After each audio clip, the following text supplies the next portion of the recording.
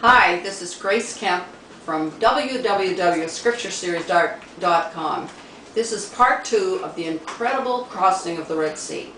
You know, as the 2 million children of Israel were at Nuweiba Beach with unclimbable mountains to the north and south and behind them, the Egyptian army on their heels, and these deep waters of the Gulf of Aqaba ahead of them. I'm sure they were quite terrified. And I think of it as a parallel, us standing on the beach facing the river of death. Death is a fearful foe, even to the believer. It's fear of the unknown, and yet as that path of water opened to those Jews, so will God open a path. As we step into the waters of death, as believers in Jesus Christ, the path will come into the sea. The light will shine down ahead of us, and we will walk borne on eagle's wings. Dark waters of death, a safe path beckons, borne on eagle's wings, quick passage, heavenly shore, exhilaration, and celebration. It's a parallel of the children of Israel going happily. They were in positive frame of mind all the way, and on the other shore how they danced and rejoiced. It's kind of a picture of the believer passing from this life into the glorious future for the believer. That incredible path in the sea, there is a path, the only one of its kind in the world, that slopes downward from Nuweiba Beach at a 1.81 degree angle. That is in keeping with the U.S. handicap ramps. It's a path that is almost a half a mile, actually it's a half a mile, a little more than a half a mile wide.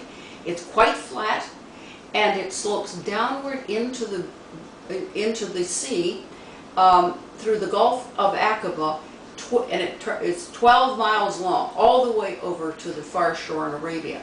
It's an incredibly safe path, smooth, so that even their animals and their carriages could go safely, all the elderly and the young could go safely through the sea. Now on either side of the path, the Gulf of Aqaba plunges to a mile in depth.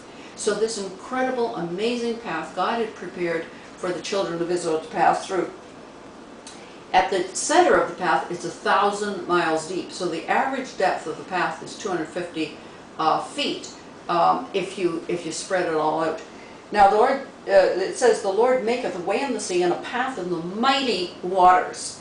He hath dried the sea, the waters of the great deep. He hath made the depth of the sea a way for the ransom to pass over.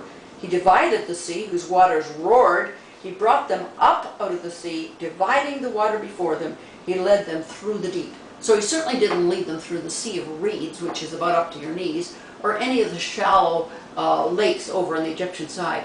This is the body of water, the only body of water in the area that really fits the description. So what happened to the water that was displaced? There was, you can calculate it because we know all the figures. There was more than 46.75 billion cubic feet of water displaced. More than almost 47 billion cubic feet of water displaced. And there's 7.75 gallons in every cubic foot. So where did this enormous amount of water go? Now some people say it was spread out over the 1,444 square mile of the Gulf of Aqaba.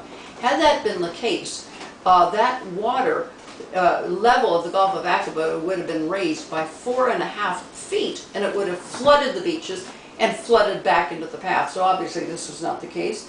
So where did the water go? You ever thought of it? If you want to hear what I think on that, we've done some math on that. Come back for segment 3, the incredible crossing of the Red Sea. God bless you.